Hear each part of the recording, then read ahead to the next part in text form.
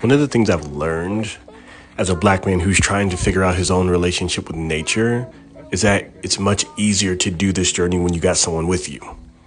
And in this case, I love the ability to bring my daughter with me because it just gives me the ability as her dad to show her that she doesn't need to be afraid of it. Even though somewhere internally, there's a lot I'm still working through. But the fact that we get to be together and spend the morning together, and I get to teach her about things that I even know a little bit about, makes nature feel a lot more accessible to me.